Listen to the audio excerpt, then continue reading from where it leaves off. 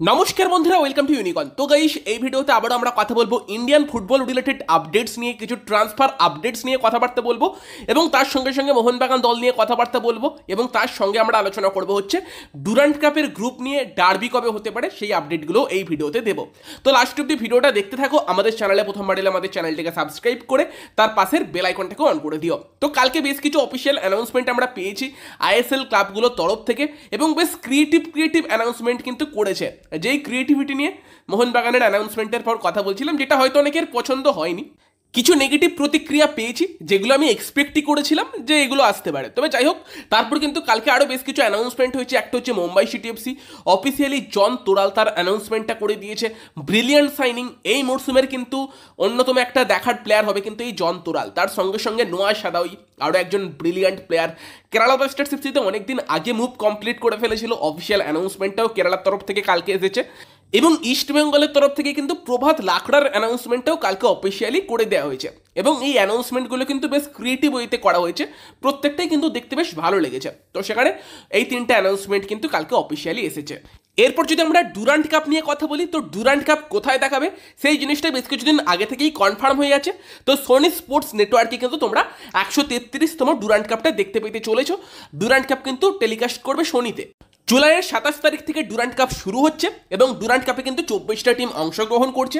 যেই Durand cup কিন্তু শিলং, জামশেদপুর, কলকাতা এবং আসামের কোকড়াঝাড়ে অনুষ্ঠিত হবে এবং সেখানে 24টা টিমকে কিন্তু 6টা গ্রুপে ভাগ করা হবে এবং চারটে চারটে করে গ্রুপ আছে, যেখানে কিন্তু পরের রাউন্ডে প্রত্যেক 6টা গ্রুপের গ্রুপ উইনার এবং দুটো বেস্ট রানার আপ টিম, 8টা টিম কিন্তু যাবে। এবং সেখানে দাঁড়িয়ে যদি আমরা গ্রুপ এর কথা বলি, যেখানে মোহনবাগান ইস্ট বেঙ্গল আছে, তো মোহনবাগান ইস্ট বেঙ্গল দুই দলকেই একই গ্রুপে রাখা হয়েছে।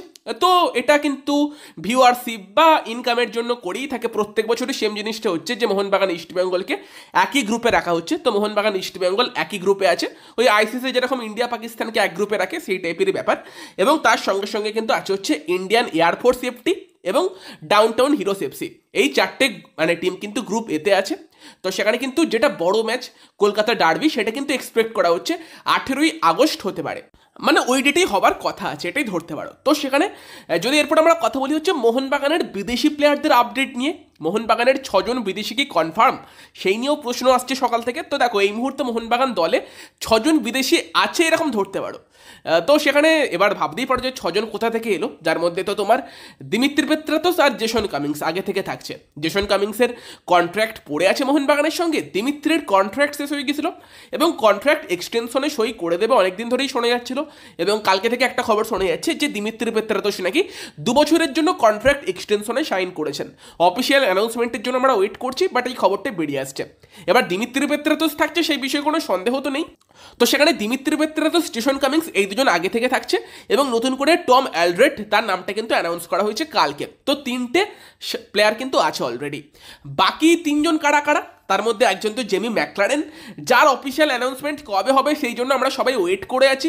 কি জন্য অ্যানাউন্সমেন্ট হচ্ছে না বলা মুশকিল, বাট সেও যে আসছে এই ব্যাপারটি অনেকদিন ধরে পরিষ্কার হয়ে আছে। তো সেখানে ম্যাকলারেন হয়ে গেল 4 নম্বর। 5 নম্বর হিসেবে আরও একজন যার ব্যাপারে আলোচনা করেছিলাম, সেই আলবার্তো রড্রিগেজ, সেই হয়তো আসতে চলেছে 5 নম্বর ফরেন সেন্টার ব্যাক। এবং সেখানে আজকে কিন্তু অফিসিয়ালি দেখলাম পার্সিপ, যেটা তার পুরনো ক্লাব, যেই ক্লাবের সঙ্গে তার কন্ট্রাক্ট এখনও পড়েছিল, বাট সে কিন্তু মিউচুয়ালি কন্ট্রাক্ট টার্মিনেট করে নিয়েছে এবং একটা ফ্রি ট্রান্সফারে সম্ভবত মোহনবাগান টিমেই আসছে। তো তোমাদের জানিয়েছিলাম যে ডিলটা হবার পসিবিলিটি অনেকটা হাই এবং শেষ 2-3 দিন ধরে শোনা যাচ্ছিল যে ডিলটা নাকি হয়ে গিয়েছে, যদিও এটারও আমরা অফিসিয়াল অ্যানাউন্সমেন্টের ওয়েট করছি। বাট ধরতে পারো আলবার্তো রড্রিগেজ কিন্তু পার্সিপ ছেড়ে একটা ফ্রি ডিলে মোহনবাগানে আসছে। এবার সেখানে কিন্তু 5টা বিদেশি সেখানে হয়ে গেল। আলবার্তো রড্রিগেজ এবং জেমি ম্যাকলারেন, তাদের অফিসিয়াল অ্যানাউন্সমেন্টগুলো হয়নি, তবে 6 নম্বরটাকে। এবং সেখানেই আজকে মার্কাস একটা টুইট করেছে, যেই নিয়ে হয়তো অনেকে কনফিউজড হয়ে আছে, যে মার্কাস কিন্তু বলেছে আর্মান্দো সাদিকু এই মুহূর্তে দাঁড়িয়ে মোহনবাগানের 6 নম্বর বিদেশি প্লেয়ার। এবার এটা বলার পেছনে কারণটা হচ্ছে এই মুহূর্তে কিন্তু আর্মান্দো সাদিকু মোহনবাগানের সঙ্গে কন্ট্রাক্টেড প্লেয়ার, তার সঙ্গেও মোহনবাগান 2 বছরের চুক্তি করেছিল, 1 বছর হয়েছে, 1 বছর বাকি আছে। এবার মোহনবাগান তাকে লোনে পাঠানোর চেষ্টা করছে বলে শোনা গিয়েছে অন্য কোনো ক্লাবে, একবার তো পাঞ্জাব এফসির নামটাও শোনা গিয়েছিল, হয়তো সেই নিয়ে আর্মান্দো সাদিকুর সঙ্গে আলোচনা চলছে। তবে যদি লাস্ট অব্দি লোন ডিল পসিবল না হয়, হয়তো মেবি কিছু ক্ষতিপূরণ দিয়ে মিউচুয়ালি কন্ট্রাক্ট টার্মিনেট করে নিতে পারে তারা।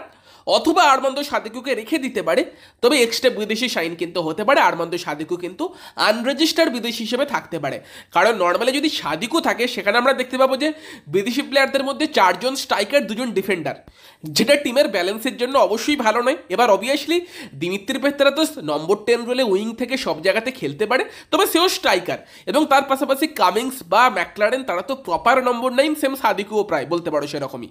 তো সেখানে সাদিকু আইফিল থাকবে না, কারণ দরকার নেই সেখানে। এবং সেই জায়গাতে 2 জন এমন প্লেয়ার এসেছে, যে আলবার্তো রড্রিগেজ যে আসছে বলে শোনা যাচ্ছে, এবং তার সঙ্গে সঙ্গে টম অ্যালড্রেড, দুজনেই কিন্তু প্রপার সেন্টার ব্যাক। এমন নয় যে তারা অন্য কোনো পজিশনে খেলতে পারে। লাস্ট ইয়ার হেক্টর ইউসতে ছিল, যে কিন্তু সিডিএম খেলতে পারতো, স্পিড অবশ্যই কম ছিল, বয়সটা একটু বেশি হয়ে গিয়েছিল, তবে ইউসতে কিন্তু সেন্টার ব্যাকের পাশাপাশি সেন্ট্রাল ডিফেন্সিভ মিডফিল্ড রোলে খেলতে পারতো। তার কেরিয়ারে 100-র বেশি ম্যাচ কিন্তু সে সিডিএম রোলে খেলেছে। বাট বর্তমানে যে 2 জন সেন্টার ব্যাক আসতে চলেছে, টম অ্যালড্রেড এবং তার সঙ্গে যদি আলবার্তো রড্রিগেজ, তাদের যদি আমরা ওভারঅল কেরিয়ার দিকে, তাদের কিন্তু সেই এক্সপিরিয়েন্স নেই, তারা কিন্তু মেনলি সেন্টার ব্যাক রোলে খেলতেই অভ্যস্ত। এবার অবভিয়াসলি টম অ্যালড্রেডের থেকেও একটু বেটার প্লেয়ার আমি এক্সপেক্ট করছিলাম, কারণ হাইপ সেরকমই ক্রিয়েট হয়েছিল। দেখো পার্সোনালি আমি ভেবেছিলাম যে হ্যামিলের জায়গায় আলবার্তো রড্রিগেজ আসছে, যেটা আমার মনে হয় খুব ভালো শাইনিং, ফিজিক্যালি স্ট্রং, দারুণ ফর্মে ছিল লাস্ট ইয়ার, তার আগের ইয়ারও খুব ভালো খেলেছিল লালিগা 2-তে, এবং সেখানে হ্যামিলের তুলনায় কিন্তু আলবার্তো রড্রিগেজকে আমার ডেফিনেটলি আপগ্রেড মনে হয়েছে, এবং 6 ফুট 3 ইঞ্চি তার হাইটও আছে। তবে হেক্টর ইউসের জায়গাটা আমি পার্সোনালি এক্সপেক্ট করছিলাম যে একটু বড় নাম আসবে আর একটু ভালো প্রোফাইলের বিদেশি আসবে, সেই জায়গাতে একটু হতাশ হয়েছি। তবে টম অ্যালড্রেড অবভিয়াসলি তারও এক্সপিরিয়েন্স আছে, লাস্ট ইয়ার তার দল হয়তো খুব ভালো ডিফেন্সিভ সেভ বজায় রাখতে পারেনি, তবে তার কিন্তু 400-র উপর ম্যাচ খেলার এক্সপিরিয়েন্স আছে। তবে যেটা বলছিলাম যে তারা কিন্তু দুজনেই সেন্টার ব্যাক, মানে টম অ্যালড্রেড সে কেরিয়ারে 400-র উপর ম্যাচ খেলেছে, তার মধ্যে মাত্র একটা ম্যাচেই সে কিন্তু সেন্টার ব্যাক থেকে উঠে গিয়ে সিডিএম রোলে খেলেছে। তো সেই জায়গাতে মাত্র একটা ম্যাচে তার ডিফেন্সিভ মিডফিল্ড রোলে খেলার অভিজ্ঞতা আছে, মানে সেটা তার পজিশন নয়। সেম যদি আমরা আলবার্তো রড্রিগেজের কথা বলি, সেও কিন্তু শুধুমাত্র সেন্টার ব্যাক রোলেই খেলেছে। এবার আলবার্তো রড্রিগেজের কারেন্ট ফর্ম ভালো, তোমার আলড্রেডের কিন্তু হচ্ছে এক্সপিরিয়েন্সটা অনেক বেশি, তো সেই দিকে হয়তো গেছে তাদের জন্য। তবে আমি এক্সপেক্ট করছি যে মিডফিল্ডে আরও একটা কিন্তু অ্যাডিশন হবে হয়তো, কারণ মিডফিল্ডে এমন একটা প্লেয়ার যে মাঝখান থেকে হয় খেলাটাকে চালাতে পারে, অথবা নম্বর 10 রোলটাতেও খেলতে পারে, সেই টাইপের একটা প্লেয়ার কিন্তু দরকার। জনি কাউকো যে টাইপের প্লেয়ার ছিল সেই টাইপেরই। এবার কাউকো অবভিয়াসলি একটু স্লো হয়েছে, বাট সেখানে কাউকোর তুলনায় একটা আপগ্রেড ভার্সানকে এক্সপেক্ট করছি, অ্যাটলিস্ট সেই জায়গাতে একটা ভালো প্লেয়ার আসবে। তো মুম্বাই সিটি এফসি দেখছিলাম মিডফিল্ডে কিন্তু খুব ভালো কাজ করেছে, সেখানে মোহনবাগানকে কিন্তু মুম্বাইকে টক্কর দিতে গেলে মিডফিল্ডে একটা কিন্তু কোয়ালিটি অ্যাডিশন দরকার। অবভিয়াসলি ইন্ডিয়ান অ্যাডিশনের দিক দিয়ে মিডফিল্ডে মোহনবাগান সেরা, বাট তারপরও যদি একটা এক্স ফ্যাক্টর প্লেয়ার মোহনবাগান আনতে পারে মিডফিল্ডে, মোহনবাগানের টিমের শক্তি কিন্তু অনেকটাই বেড়ে যাবে।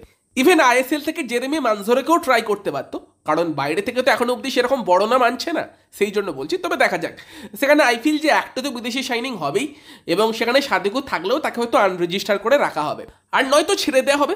এবার একের বেশিও হতে পারে, যদি মোহনবাগান ম্যানেজমেন্টের ভাবনা চিন্তা এরকম থাকে যে আমাদের আরও একটা এক্সট্রা বিদেশি দরকার, চ্যাম্পিয়ন্স লিগের কথা মাথায় রেখে আনতে পারে। তবে চ্যাম্পিয়ন্স লিগে কিন্তু মোহনবাগান 6-এর বেশি বিদেশি খেলাতে পারবে না, ওখানে নিয়মটা হচ্ছে যাদের লিগে যতজন বিদেশি খেলানো যায় ততজনই খেলানো যাবে, যেহেতু আইএসএলে 6 জনের রেজিস্টার করা যায়, সেটাই নিয়ম থাকবে ওখানে। তবে হ্যাঁ, মোহনবাগান কিন্তু চাইলে করতেই পারে আর একটা এক্সট্রা বিদেশি সাইন করিয়ে, ধরো একটা সিডিএম নিয়ে এলো আর একটা অ্যাটাকিং মিডফিল্ডার নিয়ে এলো, দরকার অনুযায়ী ধরো টম অ্যালড্রেডের মতো প্লেয়ারকে আনরেজিস্টার্ডও করে রাখতে পারলো, সেটাও করতে পারে। সেটা করলে অবভিয়াসলি সমর্থকেরা অনেক খুশি হবে। দেখো টিম তো সলিড হয়েছে আইএসএল এর জন্য, বাট চ্যাম্পিয়ন্স লিগের কথা মাথায় রেখে হয়তো একটু কিছু কিছু জায়গায় দুর্বলতা আছে। আইএসএল এর বিচারে দেখতে গেলে টম অ্যালড্রেড বা তোমার আলবার্তো রড্রিগেজ তারা ডিফেন্স ভালোই ম্যানেজ করে দেবে, সেই নিয়ে আমার মনে কোনো সন্দেহ নেই। তো দেখা যাক, হোপফুলি আরেকটা শাইনিং হবে, যেটা হয়তো মিডফিল্ডে হবে, সেটা কে হয় সেটা দেখার বিষয় এবার। তো সেখানে তোমাদের মতামত জানিও যে মোহনবাগানের বিদেশি রিক্রুটমেন্ট নিয়ে তোমরা কতটা খুশি। জানি হাইপ যেরকম ক্রিয়েট হয়েছিল ইউরো থেকে প্লেয়ার আসতে পারে, সেইগুলো হচ্ছে না, বাট স্টিল ঠিকঠাক রিক্রুটমেন্ট হয়েছে এখন অবধি। তোমাদের মতামত জানিও তোমরা। ভিডিওটা ভালো লাগলে ভিডিওটাকে লাইক করে দিও, শেয়ার করে দিও, আমাদের চ্যানেলে প্রথমবার এলে আমাদের চ্যানেলটিকে সাবস্ক্রাইব করে তার পাশের বেল আইকনটাকে অন করে দিও। তো চলো গাইস, এই ভিডিওতে এই পর্যন্তই, বাই বাই।